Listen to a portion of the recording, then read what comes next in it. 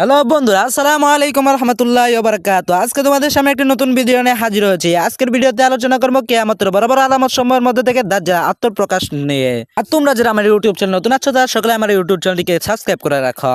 দাজ্জাল ইহুদি সম্প্রদায়ের বংশোদ্ভূত হবে। সিরিয়া এবং ইরাকের মধ্যবর্তী কোনো এক স্থানে হবে তার ধর্ম। দাজ্জাল প্রথমে নিজেকে খোদা বলে দাবি করবে। সে হবে অত্যন্ত বিকট চেহারা বিশিষ্ট। তার কাছে থাকবে জাদুমন্ত্রের বহা বেহেশত এবং দুজক। সে বললে আকাশ থেকে বৃষ্টি বর্ষিত হতে থাকবেন। কোনো লোককে একবার হত্যা করার পর পুনরায় জীবিত করতে পারবে। দাজ্জালের অনুসারী লোকজন অসংখ্য ধন সম্পদের অধিকারী হবে। একমাত্র পবিত্র মক্কা এবং মদিনা শরীফ ছাড়া দাজ্জাল দুনিয়ার সর্বত্র যাতায়াত করতে সক্ষম হবে। তার বহন হবে বিশাল একটি গাদা। সেই গাদাটি নদীনালা সমূহ নিজ স্বীয় জাদুমন্ত্রের দ্বারা পাড়ি দিতে সক্ষম হবে। তার পায়ে পানি পর্যন্ত স্পর্শ করবে না। এ গাদাই চড়ে সে পৃথিবীর এক প্রান্ত হতে অপর প্রান্ত যাতায়াত করতে সক্ষম হবে। অনেক দুর্বল ইমান লোকজন দাজ্জালের এমন অদ্ভুত কাণ্ড দেখে ইমান হারা হয়ে দাজ্জালের দলের অন্তর্ভুক্ত হয়ে যাবে। কিন্তু একমাত্র প্রকৃত ইমানদার ব্যক্তিরাই তার এ সকল কাজের বিরোধিতা করবে।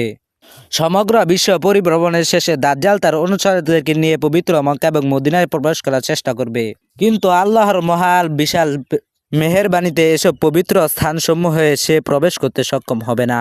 এরপর সে সিরিয়া এবং দামেস্কের দিকে রওনা হবে। কিন্তু ইমাম মাহাদি আলাইহিসসালাম পূর্ব হতে সেখানে অবস্থান করবে। মুসলমানদেরকে সাথে করে দাজ্জালের বিরুদ্ধে যুদ্ধ করার প্রস্তুতি নিতে থাকবেন। পরের দিন দাজ্জালের দলের সাথে মুসলমানদের ভীষণ যুদ্ধ হবে। এ যুদ্ধে মুসলমানদের বিজয় হবে। ঈসা আলাইহিসসালাম দাজ্জালকে একটা বম্বল দ্বারা অর্থাৎ সাধারণ অস্ত্র দ্বারা বাবেলুদ নামক স্থান করে ফেলবেন এবং দাজ্জালের অন্যান্য সঙ্গী সাথীরা মুসলমানদের হাতে ধ্বংস হয়ে যাবে। আজকের ভিডিও এই পর্যন্তই ছিল। ভিডিওটি ভালো লাগলে সকলে লাইক করবেন এবং কমেন্ট বক্সে বলে যাবেন। আসসালামু আলাইকুম রহমতুল্লাহি ওয়া বারাকাতুহু। আবার দেখাবো।